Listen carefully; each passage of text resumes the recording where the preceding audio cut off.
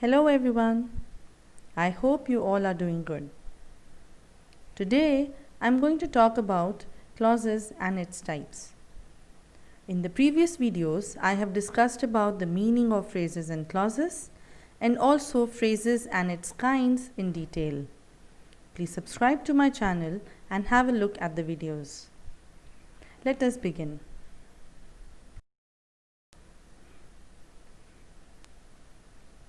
What is a clause?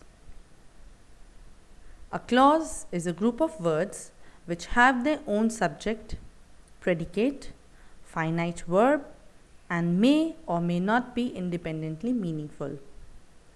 This will be more clear as we discuss about the clauses and their types in details. Types of clauses. The first one is independent or principal clause. An independent clause is a group of words that consists of subject, predicate, finite verb, and can make complete sense by themselves. Independent clauses, or you may also call them main clauses, cannot be used as nouns, adverbs, or adjectives simply because they are complete sentences by themselves. So, how does a clause differ from a sentence? Well, it doesn't. An independent clause is as good as a sentence.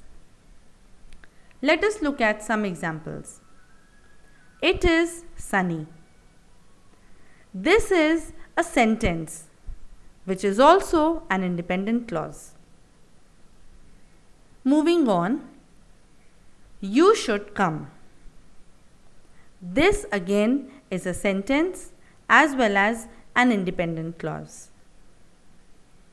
The next example, he is old, but he is active.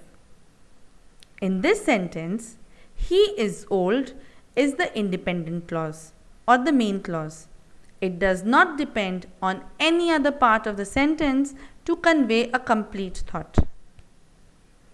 The last example, I want to come, but I have some work to do. Here, I want to come is the main clause.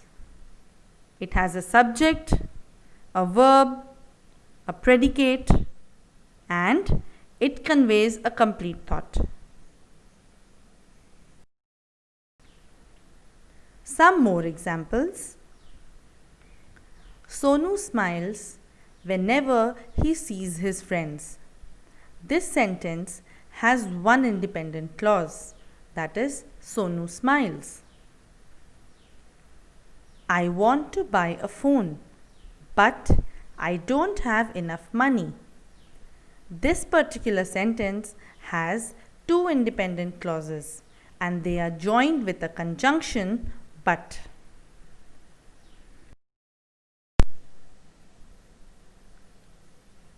Next is the dependent or subordinate clause. Dependent clauses need an independent clause to complete its meaning. A dependent clause also consists of a subject, a predicate, and a finite verb, but it is not meaningful all by itself. Dependent clauses, just like phrases, can be used as a noun, an adverb, or adjective. This will be more clear if we look at the types of subordinate clauses.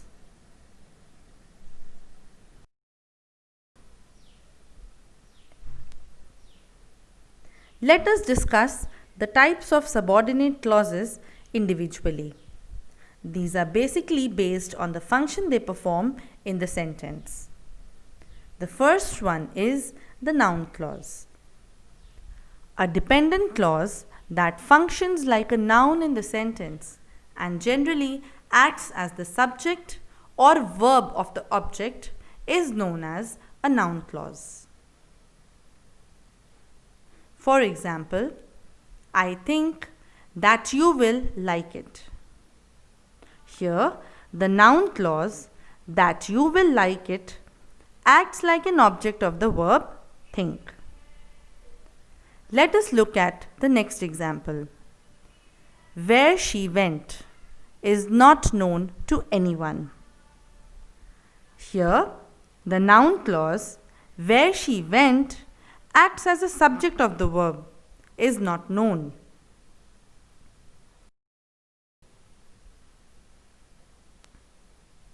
The next is the adjective clause.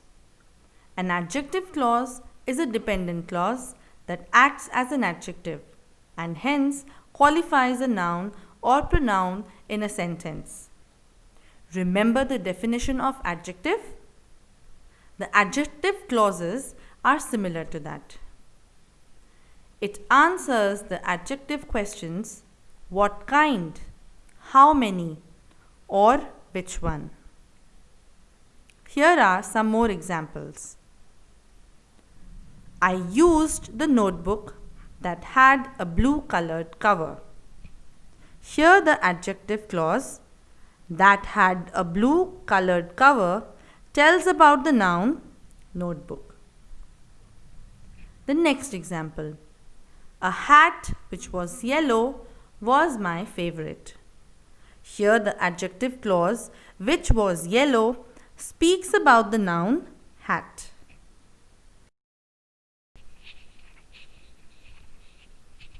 The next type is the adverb clause. An adverb clause is a dependent clause that does the job of an adverb, that is, modifies a verb, an adjective, or another adverb in a sentence. It answers the adverb questions how, when, where, or why. Adverbial clauses can be further categorized according to their kinds. Let us look at some examples. Wait here till I come back.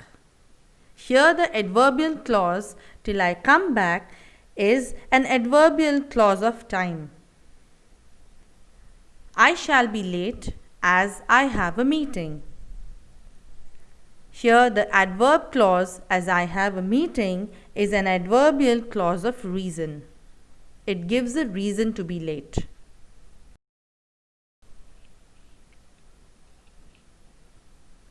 The next type is the conditional clauses. A conditional clause is one that usually begins with if or unless and describes something that is probable or possible. It basically talks about the conditions. Example, if it looks cloudy, it will rain. Here the condition is that if it looks cloudy. I'll be home by 10 unless the plane is delayed.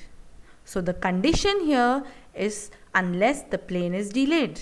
If the plane is not delayed, I'll be home by 10.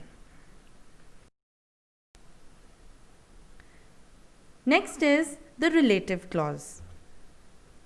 A relative clause is one connected to a main clause by a word such as which, that, whom, whose, when, where, or who.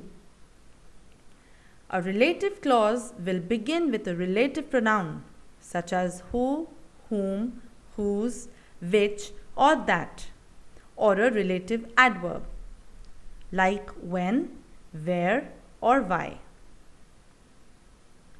The examples are I saw her first in Delhi, where I lived in 90s. This is a relative clause. It basically connects one part of the sentence to the main clause by using words such as where in this case. She wants to be with Raima, who is her best friend. So here the independent clause is connected to the other group of words with the word who. Who is her best friend is the relative clause.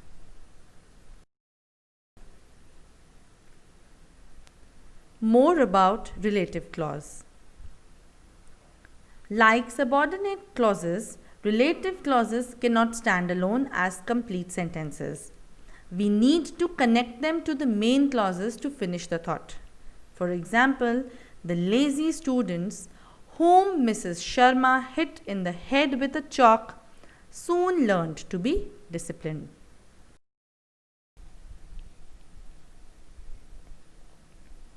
Restrictive and non-restrictive clauses. Punctuating relative clauses can be tricky. You must decide if the relative clause is essential or non-essential and then use commas accordingly. Essential relative clauses or restrictive clause do not require commas. A relative clause is essential when you need the information it provides. The operative word is essential. That means it's vital for understanding the correct meaning of the sentence. Its omission adds uncertainty and ambiguity. It's important to remember that essential refers to the meaning of the sentence and not a sense of urgency. The clause identifies a particular thing or fact important to the complete thought of the sentence. Let us look at the example. The book that I left on the table showed up in the shelf today. Book is non-specific. To know which book are we talking about, we must have the information in the relative clause. This is an essential clause and thus it does not require a comma. Moving on to non-essential relative clauses, or we may also call them non-restrictive clause. These clauses are preceded by a comma. A non-relative clause includes information that is not essential to the meaning of the sentence. You can think of non-essential clauses as an aside. They include information for interest only, but they are not crucial to understanding the meaning of the sentence. Nothing is lost by their omission because the original meaning of the sentence remains intact even without the non-essential clause. Let us look at the example. I left the book, which was a birthday gift, on the table. Here, it is absolutely not required to know that the book was a birthday gift. So, it is an additional information which is not essential to complete the meaning of the sentence. Therefore, this is a non-essential relative clause and thus it will use comma.